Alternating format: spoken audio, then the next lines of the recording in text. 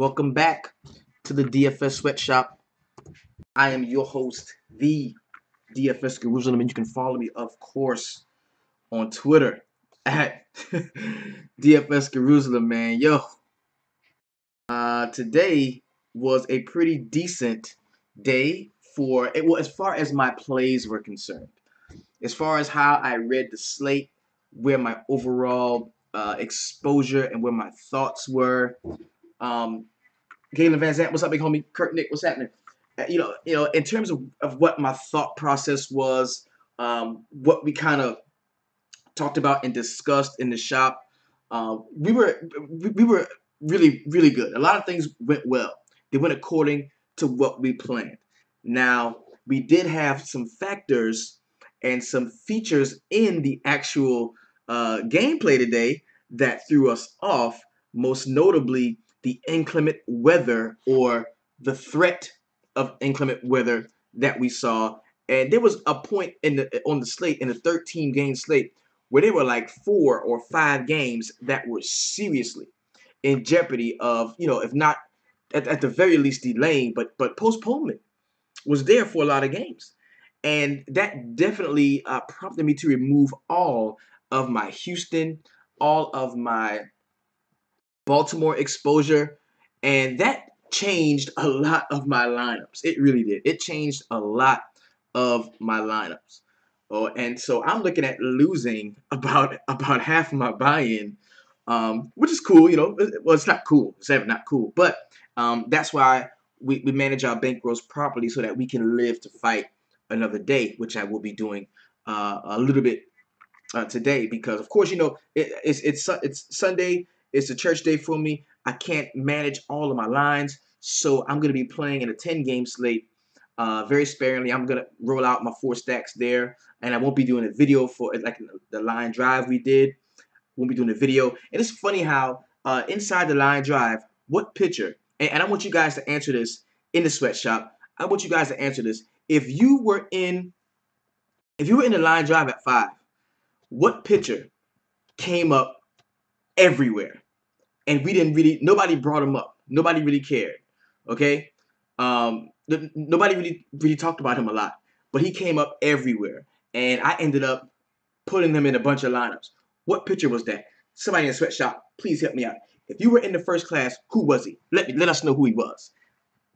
And while you answer that, we're gonna talk about some other shit. Okay, so my guaranteed cheap jack, Kaheem Jones, Salazar.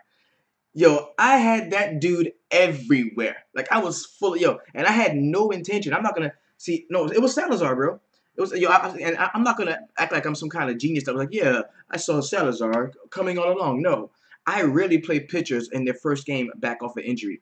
We knew how good he could have been, and we talked about it some. But when we started to run our lines and see, what our projections were doing, I mean, he was jumping out the gym. And I hope you all really got some exposure to him, because I did. I just went by what we did in here, and I had a lot of them. You know what I'm saying? Then my guaranteed cheap jack of the day was Wilmer Flores. Even though I was all over Oakland, because I did not like Wheeler. Damn, I'm sorry, the train's coming through. I'm sorry about that. I live on the wrong side of the tracks, but I'm still fighting to get to the other side. You know what I'm saying? And so while yeah. Now check it out. While I did get Wilmer Flores, I liked him. I did not like um I did not like uh uh Wheeler. I didn't like Wheeler at all. I absolutely was not on Mania until I got inside the group, and we uncovered some numbers, and we saw how bad the Mets usually were on the road at home against left-handed pitching. That kind of put us on Mania, but that was a mistake. That was a mistake. So it was tough, man. And at one point in the night, early in the night, I mean, I was sitting in first place of the 20K. I mean, the 20 entry max, the 100K. But I knew that lineup didn't have the staying power to keep me there. I knew it because the first couple of innings in Oakland were really good, and when they started to bottom out around the third, fourth inning, I knew that I wasn't going to be in contention for real money. At that point, I was just trying to make a little something. So the game's still going on now. My Yankees are battling it out with the Seattle Mariners.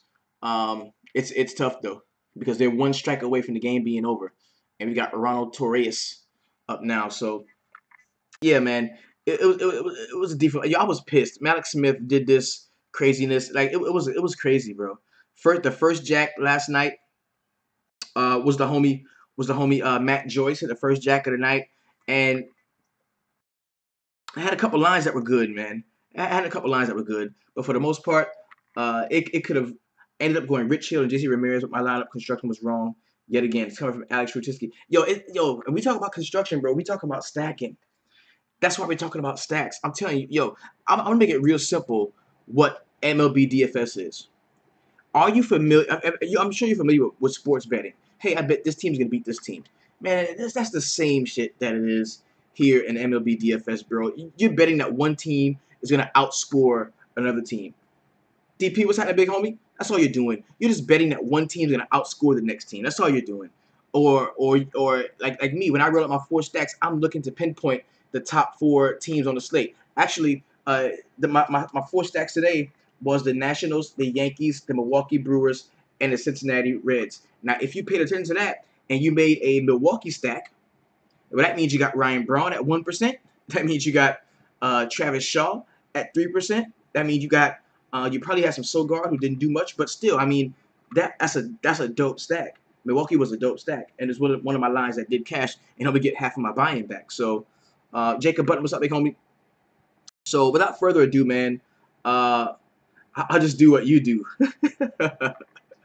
And yo, Alex, all I do, bro, all I do is, I study the tendencies of teams.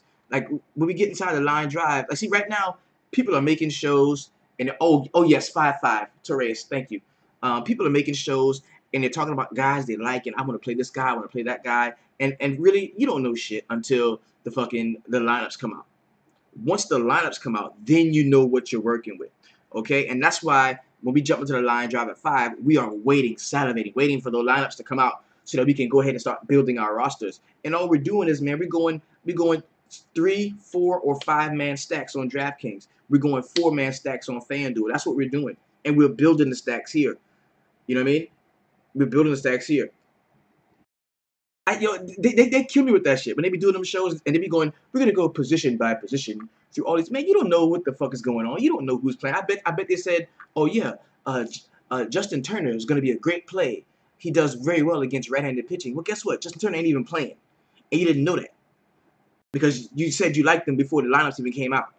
The only thing that we know for sure, is that the pitchers. Like right now, you can look at the screen, you can tell these two guys are probably going to be pitching. Tom Kohler and Sal Romano will probably be pitching. That's what you know. We don't know all of this. That's all stuff here. We don't know what the orders are going to be. They change them around. They move them around, right? And you're saying you got to get used to stacking, and that's what we're here to help you with, bro. Most definitely. The whole point of stacking, my whole point of stacking Milwaukee was I felt like this offense as a whole was going to score a ton of runs. I can't pinpoint and put my finger on exactly who was going to do it, but I felt like if I went 1 through 5, if I took Sogard, Thames, Ryan Braun, Domingo Santana, and the other dude, right? Well, ever since you've been doing this, now everybody trying to do. Oh yeah, you know it. You know what it is. You know what it is. Yeah, yeah. So I do that. I stack the 5 of them, and of course one dude had a 0. Sogard had a 0. He didn't do shit. But guess what? Thames had 9. Travis Shaw had 28, I think. Ryan Braun had 30, 39 or some shit at 1% ownership, and that's the point of stacking. You stack. It's like so you could reach down there and just grab a bunch of points from one team. And if I tried to cherry pick that and piece it together, if I tried to cherry pick that all around the league, especially when you got today you had 26 teams playing on this slate, right? 26 teams playing. So you mean to tell me I can pick the best player? I can pick. Are these 26 teams that are playing? I can pick the best player off of the best 8 players off of each team. I can pick. I got 26 teams playing. I can pick one player off each team, and it's gonna be the best. 8. I can pick 8 of the best. And no, that's fucking. You know you can't do that. That's retarded. You can't. You can't. And then you factor in the way the scoring correlates. Because if I got a dude batting cleanup that hits a fucking home run or a grand slam, guess what? There's 3 other guys on base that scores with him, right? So that means I get points for everybody. And all I got to do is have a good read on where teams are. The good teams have longer streaks, shorter slumps, right? So all I need to do is know when to jump on, when to jump off. And I'm making it sound simple and easy, but I've turned a profit doing this. You see what I'm saying? So all we got, like there was some cats. You gonna think I'm smart because I was like, oh, Milwaukee is a great play. No, that wasn't. I ain't no genius. A lot of motherfuckers in here knew to play Milwaukee. A lot of people that don't follow us and that don't be in our group and are not a part of the sweatshop, they didn't know to play Milwaukee. They didn't know that. They didn't know that. A lot of motherfuckers didn't know the game stack Cincinnati. You know what I mean? There wasn't a lot of Real Muto ownership outside of the group. But that's shit that we talked about in here, right? And that's why the sweatshop is the sweatshop. It ain't because I run it. It's because y'all run it. It's because I get to talk to y'all every day. Then you add that to the mix. The fact that I got like 1,200 friends that I can talk to about baseball, basketball, MMA, golf, whatever I want to, and of course, you know what I'm saying? And that's what it is. Yo, Brad hit the nail on the head, man, when he says a lot of guys don't watch games and get a feel for momentum. I cannot tell you the importance of watching games. And it's much harder to do in MLB because, of course, the games are 11 hours long. And you're going to see this when football rolls around. It's easy to watch football games. Football game highlights tell you more about a team than any other. NBA highlights don't tell you enough about NBA. Baseball highlights don't tell you enough about baseball game. But NFL highlights will tell you all you really need to know. You got the stats and the highlights from NFL, and you can do well, right? So, and you're going to see that as we get into each sport, because we're going to cycle through all the sports. We'll be cycling through all the sports. So, enough of that rant and all of the pleasantries and getting to know. Let's go ahead and line up the slate. Now, check it out. Okay, this is now today we've got 15 games in an all day. I'm going to be rocking from an all day perspective, but it's going to be broken down into the 10 games at 110 and then the 5 games in the afternoon at 4:05. Okay, so let's go ahead and pop this puppy open. I'm going to be using DraftKings as a pitching reference. Lafayette Payne, what's up, big homie? And see, oh man, look at this pitching slate here. Good God Almighty. I see some fades on this. Ooh, Lord. Okay, so you got Kershaw against the Braves. Automatic fade. I ain't paying no 13.6. Corey Kluber, 12.4. Love him against Toronto. You see what Salazar did. Strasburg is not. He's not Scherzer, and Scherzer didn't do nothing against the team he played last time.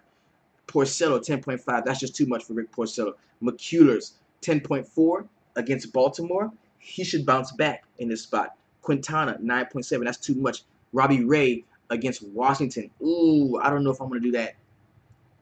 I don't know if I want to do that. Michael Wacha, 9K, was really good last time. He's gonna be playing against Chicago. Odorizzi, Happ, Kyle Freeland, no. Ivan Nova at 7.9. Meja, Lamet, Guerrera. So we got a strong pitching slate, baby, especially at the top. And the good thing about these is, the pitching is gonna separate everybody. It can get bad when everybody is on the same pitchers. But I think that there's enough pitching at the top. 1, 2, 3, 4, 5. 5 playable pitchers that it's going to be tough to get 2 of them in any lineup. And you're going to make your decision of what kind of line you're going to have. You're going to have a Kershaw line. You're going to have a Kluber line. You're going to have a Strasburg line. You're going to have a McCullers line. You see what I'm saying? So even Wacha is going to be beneficial to a lot of people. So this slate should play out. And this is the slate where we win with our bats. And if you look at a slate like this, where you win with your bats, that means whoever is the most learned, whoever studies the hardest, whoever has the most information about the batting orders and what to expect as far as hitting goes, does the best. And undoubtedly, that is the DFS sweatshop. So we're going to get to it today. All right, let's go ahead and jump straight into it. First game we got, and this is going to be, I'm going all day, but this is going to be a part of the 10-game slate, okay? First game we got is the Miami Marlins and the Cincinnati Reds.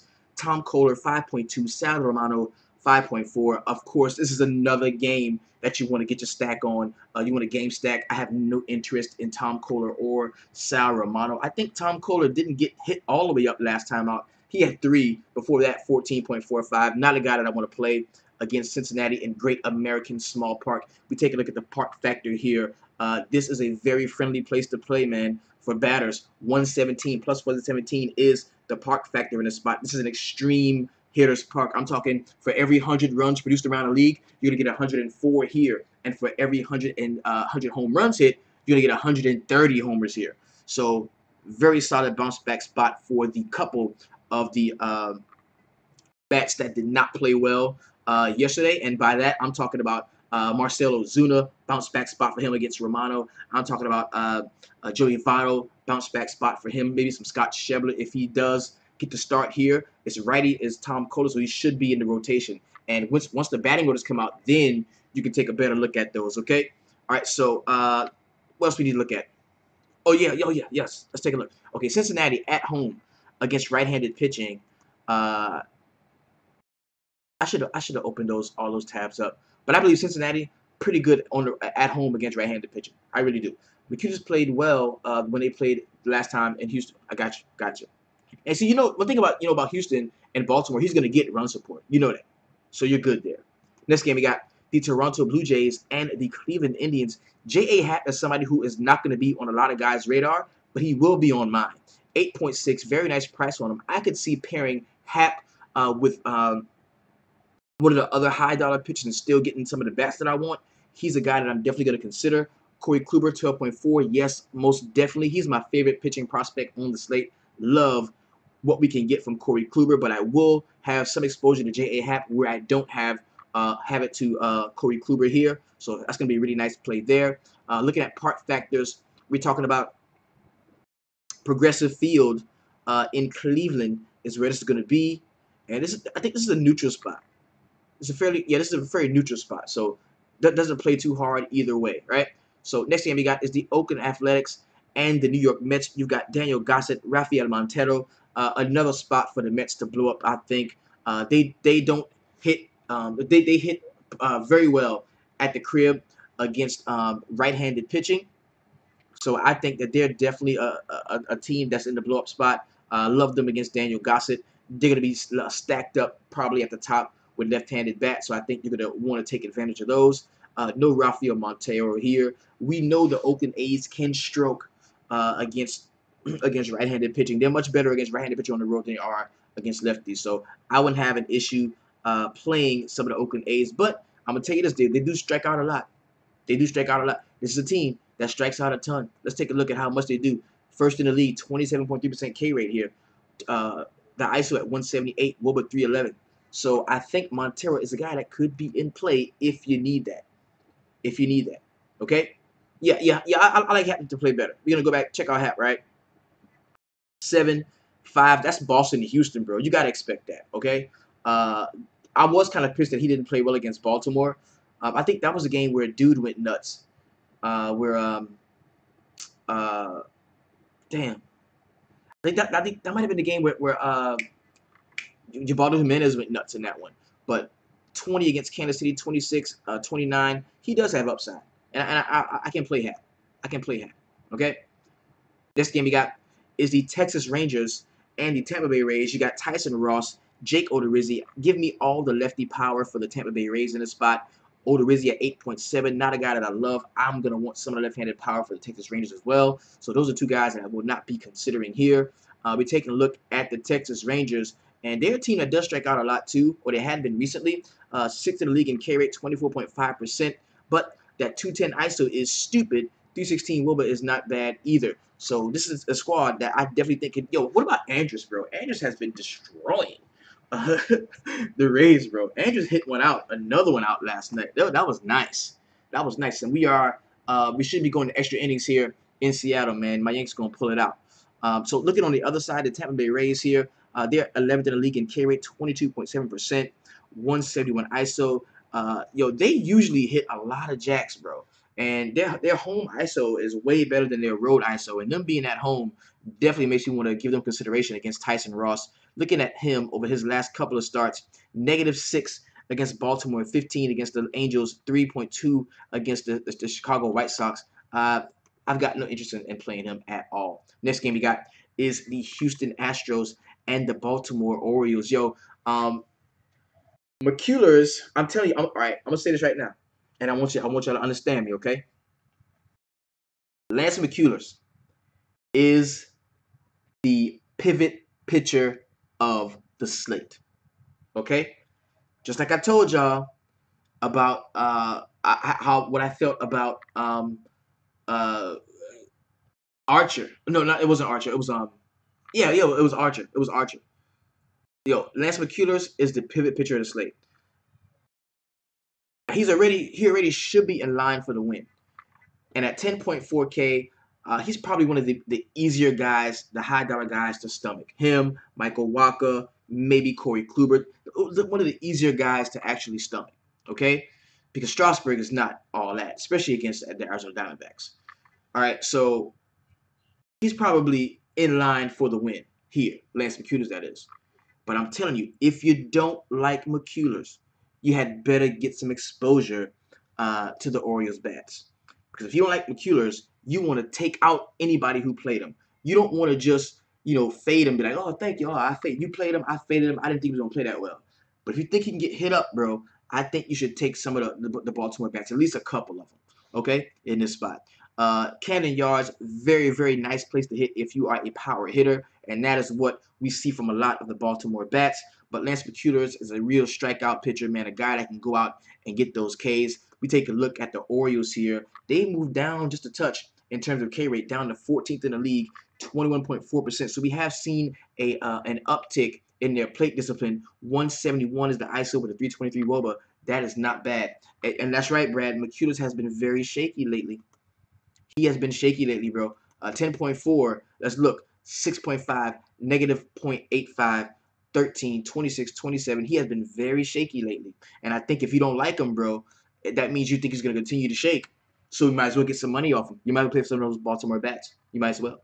Next game we got is the Milwaukee Brewers and the Philadelphia Phillies. How about that charge that the Phillies made to come back in this game and make it? This game scored 17 runs yesterday, bro.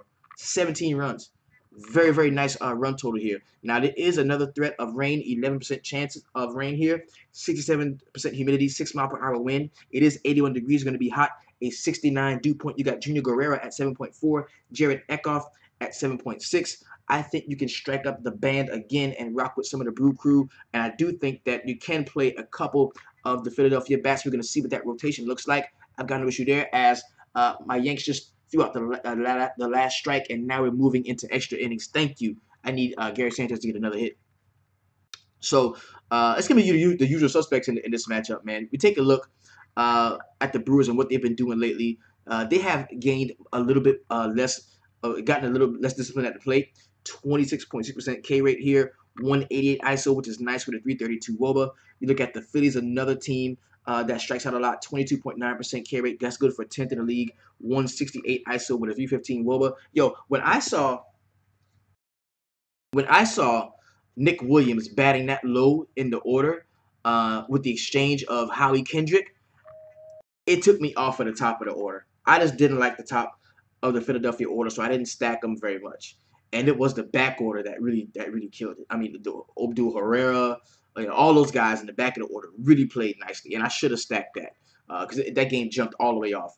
As soon as Suter left the game, it jumped all the way off, bro. It really did. All right, next game we got is the Detroit Tigers and the Minnesota Twins here. Matt Boyd, 5.5. Alberto Mejia at 7.7. I just don't like this game. In terms of pitching especially, I just don't like this game. I really don't. It's not a game that I like.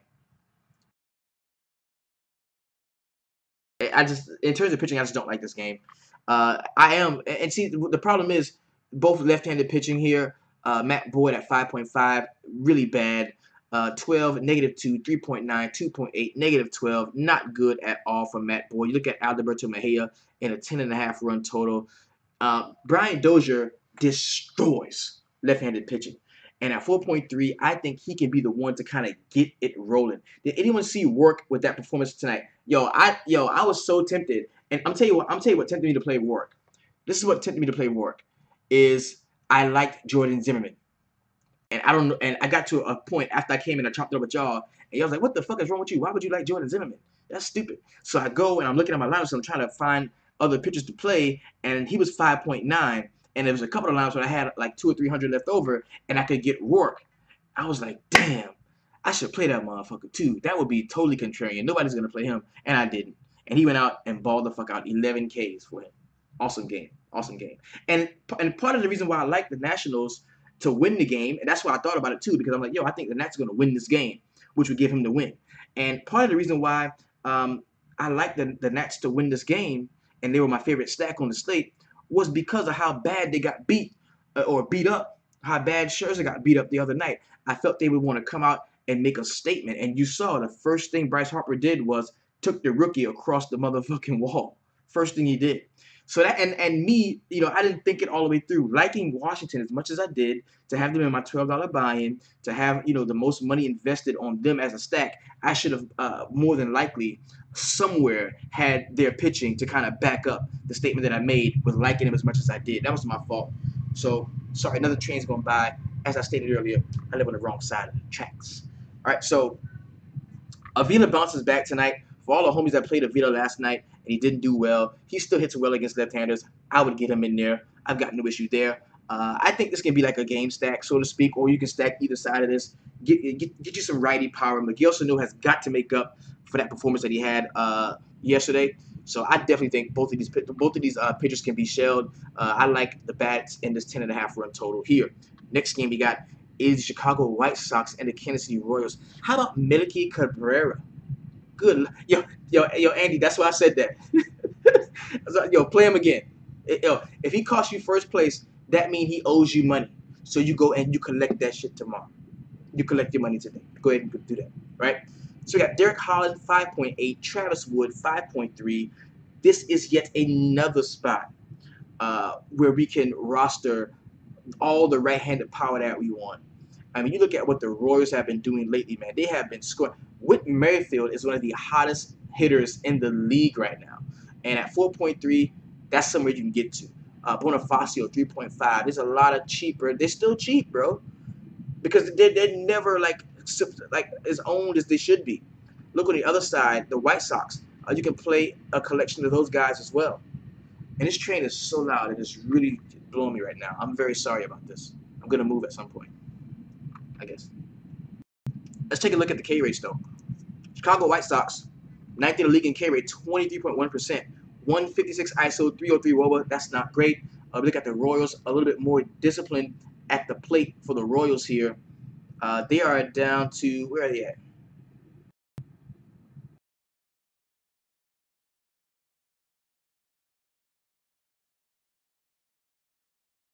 Yes, 25th in the league in K rate, 19.3%. All right, 171 ISO, pretty decent. 322 WOBA. You can play those cats. The Royals are on fire, bro. They are. Next game we're still at Coarse Field, baby. And that's another thing I love about the slate is because not only do we have like all of that high dollar pitching at the top to kind of blind people to take people away, but we've also got Coarse on the slate, and I love that. Aaron, the Judge is up now, can hit a walk-off shot to win the game. Do it, Judge. So we got Ivan Nova, Kyle Freeland, 8.4 for Kyle Freeland, man. I don't understand why. 37.75 in his last start against Chicago White Sox. Maybe that's why. That was at home. Taking out his home road splits, -2 was the next game against Cincinnati. The last game at home. Home against San Fran, 15.5. Home against St. Louis, 9.5. Home against Chicago, 14.7. So I'm gonna take this. I'm gonna take this 37-point performance against the White Sox as an aberration, and I'm not playing Kyle Freeland at 8.4. Ivan Nova at 7.9. Now that does kind of interest me. It does. And I'm gonna tell you why. It does. Because Ivan Nova, man, is such a ground ball base knock me to death pitcher. Like if he gets hit up, it's not because people have been hitting home runs all over the place and scoring a ton of runs. This like he just got base knocked to death. And he's been fairly solid, man. 16 against Milwaukee, 24 against Chicago, 2.7 against Philadelphia. That wasn't good.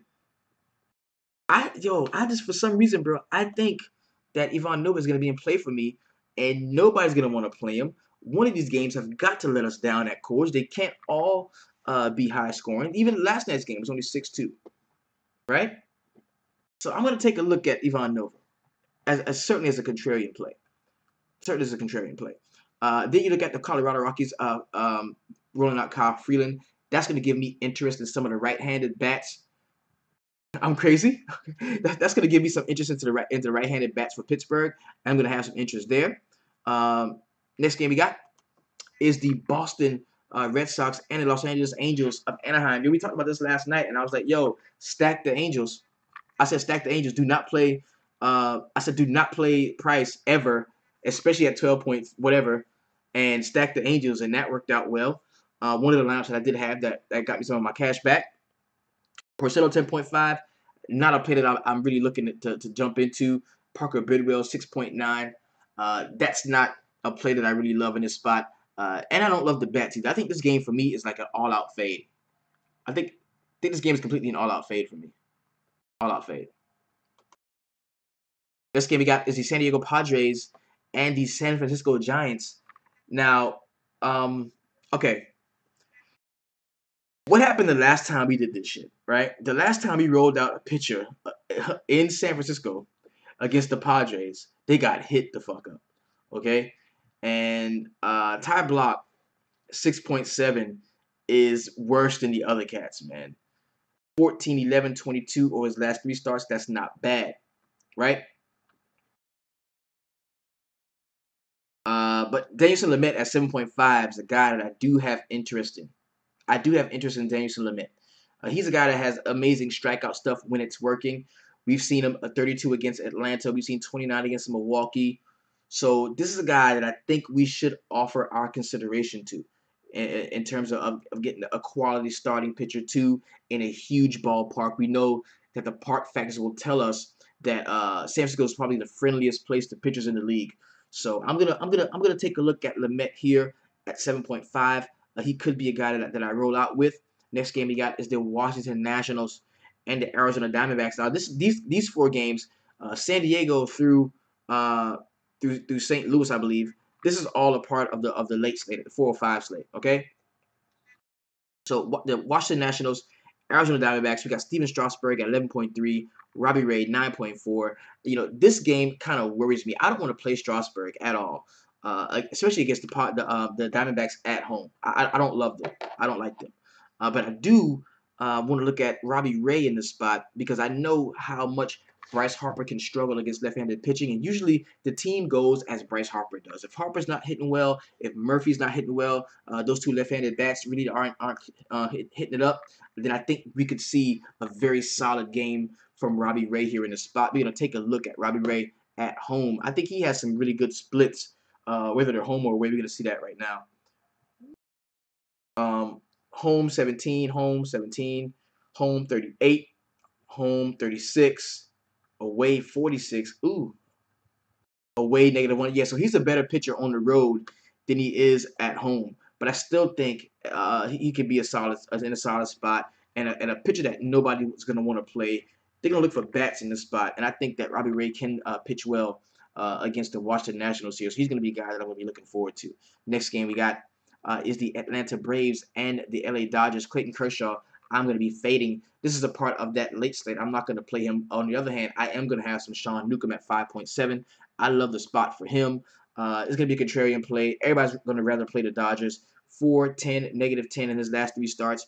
I think I'm going to give the guy a shot. I don't want to play Kershaw. And see, what I like about this is, you know, this is a low run total, 7 runs. So if Clayton Kershaw pitches a Clayton Kershaw game where he goes out and scores 30 points, 25 to 30 points, whatever, then that means, you know, it could be a low-scoring game. If that happens, I think Sean Newcomb can do well, especially we have seen some of the Dodgers struggle against left-handed pitching at certain points during the season. So I think Sean Newcomb, the young guy, can be a good play. I'm going to be fading Kershaw in this spot. Next game we got is the New York Yankees and the Seattle Mariners. We got Luis Cessa, 5.1, Giovanni Gallardo at 5.6. Do not want any of those guys. We can most assuredly pitch around them. And the last game on the slate is going to be the St. Louis Cardinals and the Chicago Cubs. Michael Walker is squarely in play at 9K, and I think that Quintana is a guy that I'm going to hedge with as well. Had a really nice start last time out, 41 points. 41.95 DraftKings point last time out. That was against Baltimore though, but against the St. Louis Cardinals, a team that does hit well on the road, and they do hit left-handed pitching well. So I'm not sure about that one. I'm gonna take a stand either way. All right. So these are the pitchers that I do like for tomorrow's slate. This is the 15 games all together. We got, and of course, yeah, you can play Kershaw at that late night. I was just joking. I mean, not joking, but now that you look at it, it's only a 5-game slate. He's gonna have to be in play at some point. All right. So we've got Kershaw, Corey Kluber, Lance McCullers, Jose Quintana, Michael Walker, J.A. Happ, Ivan Nova, Danielson Lamet, and the cheapest we got is Sean Newcomb from the late slate. Chris Bryant and Rizzo got nice BVP versus Walker. That's something we need to look out for. All right, so of course, man, this has been your DFS Jerusalem. You can follow me, of course, on Twitter at DFS Jerusalem. Yo, bro, if y'all want to get in here, if somebody wants to step up and jump in here and do a little live stream or something at 12 or whatever, yo, that's all good, man. That's what we're all about, man. You can do whatever you want to do, bro. This is my shop, is yours too. All right. So if you're on FanDuel, keep it 250. If you're on DraftKings, keep it 200. But you're rocking with the boy, so I know you always keep it at 300. Peace.